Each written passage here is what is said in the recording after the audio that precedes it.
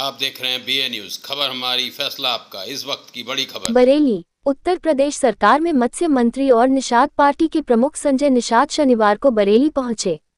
Circuit house में media से बातचीत करते हुए उन्होंने बताया कि 20 अगस्त को पार्टी का राष्ट्रीय अधिवेशन आयोजित किया जाएगा, जिसमें देश भर से पार्टी पदाधिकारी और मछुआ समुदाय के लोग जुटेंगे। उन्होंने इसे मछुआरा समाज के सामाजिक और राजनीतिक सशक्तिकरण का अहम पड़ाव बताया। मंत्री ने कहा कि शुक्रवार को उनकी मुलाकात बीजेपी अध्यक्ष जेपी नड्डा से हुई है। उन्होंने भरोसा जताया कि बीजेपी और निषाद पार्टी का ये गठबंधन आने वाले वर्षों में समाज को नई ऊंचाइयों पर ले जाएगा।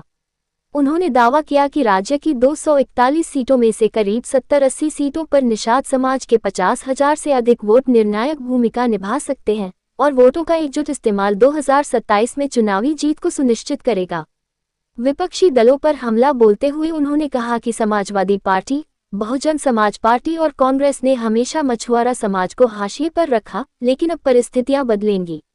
उन्होंने कहा कि अधिवेशन में नए नेताओं को आगे लाकर संगठन को मजबूत किया जाएगा और संगठनात्मक कमियों को दूर किया जाएगा। मत्स्य विभाग की योजनाओं की जानकारी देते हुए उन्होंने कहा कि मुख्यमंत्री संप्रदा योजना के तहत 5 एकड़ पर 3.20 लाख रुपए का अनुदान मिल रहा है। वहीं इंटरमीडिएट और स्नातक छात्रों के लिए क्रमशः 20,000 और 30,000 की छात्रवृत्ति दी जा रही है। निषाद वोट योजना के तहत BPL और APL परिवारों को प्राथमिकता मिल रही है। PM मत्स्य योजना के तहत भुगतान सीधे लखनऊ ट्रेजरी से हो रहा है। मंत्री ने कहा कि मछुआ समाज को हाईटेक तकनीक से जोड़कर आत्मनिर्भर बनाया जाएगा और योजनाओं का लाभ सभी तक पहुंचाया जाएगा। किसान पार्टी जिंदाबाद, किसान पार्टी जिंदाबाद, किसान पार्टी जिंदाबाद, किसान पार्टी जिंदाबाद। जितना भी हमने सब मत्स्य विभाग के द्वारा जो है हमने सफलता ली थी, उस पर चर्चा हुई है।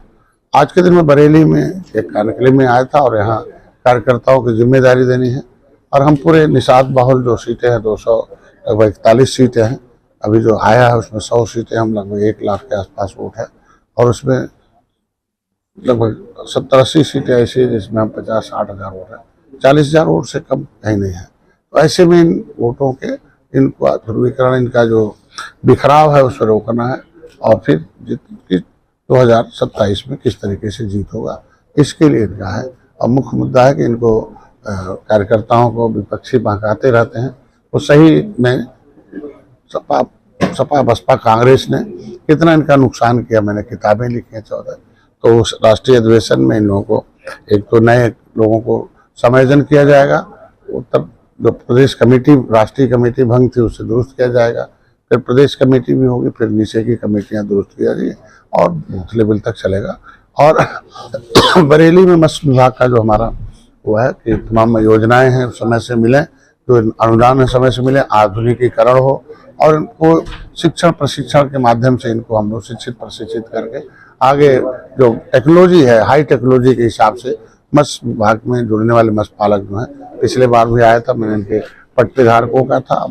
मुख्यमंत्री संपदा योजना का एक पोर्टल चल रहा है कि इसमें 5 एकड़ पर हम 3,20,000 रुपये अनुदान दे रहे हैं, वो भर दें। इनके शिक्षा का अनुदान चल रहा कि इंटर में है तो 20,000 है, BA में 30,000, उससे 50,000 है, जिसका 2 लाख आएगा। मैं वो अपना जाके कागज ले लें। इनकी बेटियों की शादी के लिए चल रहा है, मोपेड के लिए चल रहा है और इनके माता सुकेता का जो केज कल्चर है उसके लिए आवेदन किया गया और निषाद राज बोट योजना जो हमारा है इनको दिया जा रहा है। मतलब उस पर सब्सिडी की जो सबसे गरीब है सबसे पहले उसे मिले, फिर BPL APL को मिले, फिर BPL को मिले, फिर आगे किसी को मिले, उसके लिए इनको प्रदर्शित करना था। और प्रधानमंत्री मत्स्य संपदा योजना में अब स्पर्श खाते से पेमेंट होगा, ये लखनऊ के ट्रेजरी से होगा, तो बिल वाउचर समय से ठीक ढंग से उसको जमा करें जिससे मैं पेमेंट करा सकूँ, इनको अनुदान दे के आगे बढ़ा सकूँ। मुख्य विषय यही था आज के प्रेस कॉन्फ्रेंस में। मंत्री जी होना कहाँ पर है मंत्री जी? ये ताल कटोरा स्टेडियम दिल्ली में है और ऐतिहासिक जगह है, वहाँ लगभग लोग आएंगे और पूरे प्रदेश और प्रदेशों से भी पूरी टीम आएगी। वो राष्ट्रीय अधिवेशन के रूप में है और उसमें विभिन्न प्रस्ताव पारित होंगे। किस तारीख में है? 20 अगस्त को है। 20 अगस्त, हाँ, 1 दिवसीय। समाजवादी पार्टी पे मंत्री जी क्या कहेंगे आज, जिसमें जिस तरीके से डिम्पल यादव को लेकर एक मामला हाईलाइट है, आपकी जानकारी में भी है पूरी, और कृष्ण को भी आना पड़ा था बचाने के लिए और आज के दिन में सपा के मुखिया को आना चाहिए और उस पर टिप्पणी करने वालों को खिलाफ बयान कर देना चाहिए और उनके खिलाफ कार्रवाई भी होनी चाहिए। और इस तरीके का इस देश में लोकतंत्र में किसी को अमर्यादित टिप्पणी करने की कोई जगह नहीं है। और इससे वोट बढ़ नहीं रहा बल्कि उनका वोट घट ही रहा।